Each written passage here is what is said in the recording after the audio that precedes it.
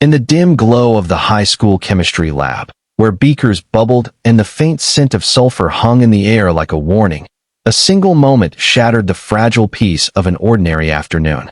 It was the kind of day that started with promise, students hunched over experiments, laughter echoing off the tiled walls, but ended in chaos when Jake Harlan, the school's notorious bully, lunged across the table and wrapped his meaty hands around Ms. Elena Ramirez's throat. Her eyes widened not in fear, but in a flash of something deeper, something forged in the fires of battles long past. As the class froze in horror, Elena's mind raced back to the deserts of Afghanistan, where survival wasn't a choice, but a reflex.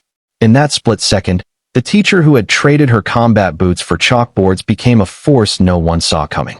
Elena Ramirez had always been the quiet anchor in the storm of teenage turmoil at Lincoln High.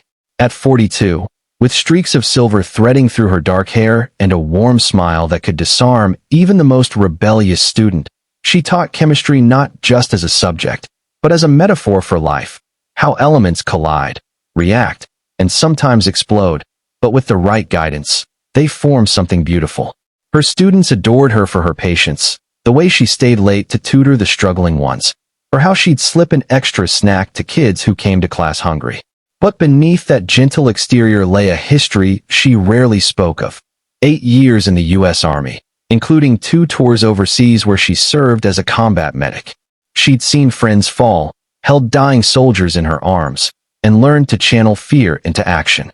After her honorable discharge, plagued by nightmares and a lingering ache in her shoulder from shrapnel, Elena had chosen education as her new battlefield, vowing to protect the vulnerable in a different way.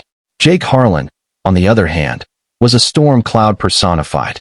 At 17, he towered over his peers with broad shoulders honed from years of wrestling and a chip on his even broader one. His home life was a wreck. His father, a former Marine himself, had abandoned the family when Jake was 10, leaving behind a trail of unpaid bills, and a mother who worked double shifts at the diner just to keep the lights on. Jake channeled his rage into dominance, picking on the weak to feel strong. He'd shove kids in the hallways, mock the quiet ones in class, and once even smashed a freshman's phone for looking at him funny. Teachers whispered about him in the lounge, debating suspensions that never stuck because his wrestling coach lobbied for second chances. But Elena saw beyond the bravado. In Jake's eyes, she recognized the hollow pain of someone who'd been broken and was lashing out to hide it. The tension had been building for weeks.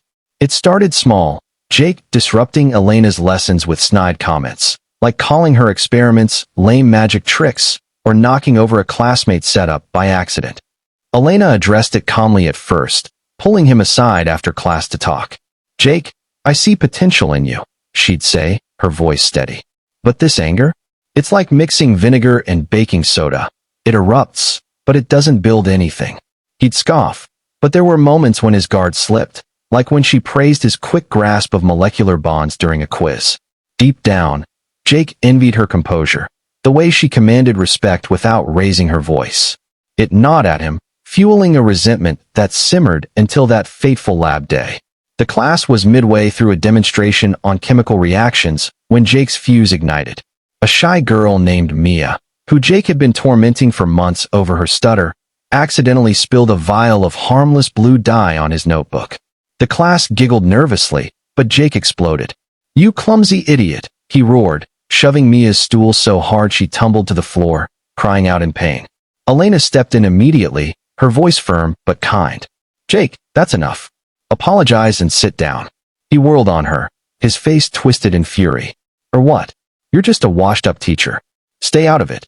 Before anyone could react, he grabbed her by the throat, squeezing with the force of all his pent-up rage.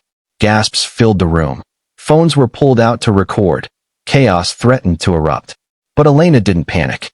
Time slowed as her military training kicked in, a surge of adrenaline sharpening her senses. She remembered the close-quarters combat drills, the instructor's mantra, "Control the threat, protect the innocent." With a swift motion honed from years of survival, she drove her knee into Jake's midsection, not hard enough to injure, but enough to loosen his grip. As he doubled over, gasping, she twisted free and pinned his arm behind his back in a textbook restraint hold. "Enough," she said, her voice like steel wrapped in velvet. The class watched in stunned silence as security rushed in, but Elena held him steady until they arrived, her heart pounding not from fear, but from the flood of memories it unearthed. The screams of war, the loss of comrades, the vow she'd made to never let violence win. The aftermath was a whirlwind that tested everyone involved. Jake was immediately suspended and arrested for assault, his wrestling dreams crumbling as colleges revoked their scouts' interest. His mother, Sarah, arrived at the school in tears, begging Elena not to press charges. "He's all I have," she sobbed in the principal's office. "His dad left us broken. I know he's angry, but he's not a monster." Elena, bandaged but unbowed, felt a pang of empathy. She knew the cycle of pain all too well. Her own PTSD had nearly derailed her teaching career, nights spent waking from dreams of explosions, therapy sessions where she learned to forgive herself for surviving when others didn't. But she also knew letting Jake off easy wouldn't help him. "Sarah, he needs consequences to change," Elena replied gently. "But I'll advocate for counseling, not just punishment." The school buzzed with rumors. Some students hailed Elena as a hero, starting a petition to honor her with a Teacher of Valor award. Others whispered about Jake, painting him as a villain without nuance. Mia, the girl he'd shoved, confided in Elena during lunch. "I was so scared," she admitted, her stutter more pronounced from the stress. "But you stood up for me." Elena hugged her, sharing a piece of her past for the first time. "I was scared once too, in places far worse than this lab. But fear doesn't define us. What we do next does." That conversation sparked a ripple. Students began opening up about their own bullies, forming support groups that Elena moderated after school. Jake's challenges mounted in the weeks that followed.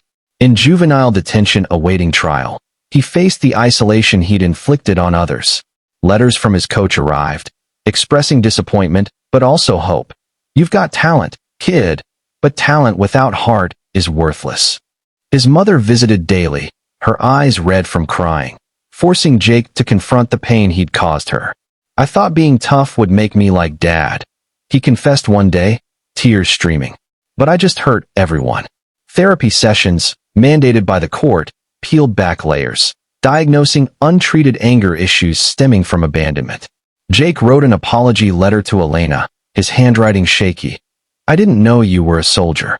But even if you weren't, what I did was wrong. I'm sorry." Elena's own battles resurfaced amid the turmoil.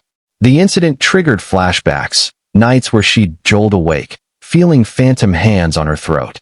Her husband, Marco, a fellow veteran who'd lost a leg in the same war, held her through the storms.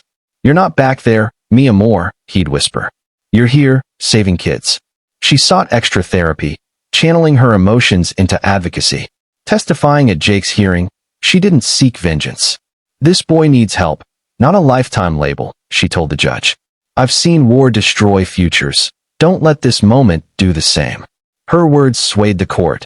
Jake got probation, community service, and mandatory counseling, but his record would haunt college applications unless he turned things around. As months passed, the story evolved from scandal to redemption. Jake returned to school under strict probation, assigned to Elena's class as part of his restitution. The air was thick with tension at first, classmates eyeing him warily. But Elena treated him with the same fairness she gave everyone, pairing him with Mia for a project on forgiveness through chemical bonds, how acids and bases neutralize each other. Slowly, Jake changed. He volunteered at the local shelter, channeling his strength into helping others. Mia forgave him publicly in a school assembly, her voice steady. "We all make mistakes. It's how we fix them that matters." Elena watched proudly as Jake graduated, not as a wrestler, but as a young man with a scholarship to community college, studying psychology to help troubled kids like himself. The real transformation came in quiet moments. One evening, after a late tutoring session, Jake approached Elena. "Why did you fight for me?" he asked, voice cracking. She smiled, placing a hand on his shoulder. "Because I've been where you are, angry at the world, thinking strength means hurting others. But true strength is kindness, even when it's hard. My military past taught me to destroy threats, but life taught me to build bridges instead." Tears welled in his eyes as he hugged her, whispering, "Thank you for not destroying my future." Years later, Elena retired from teaching,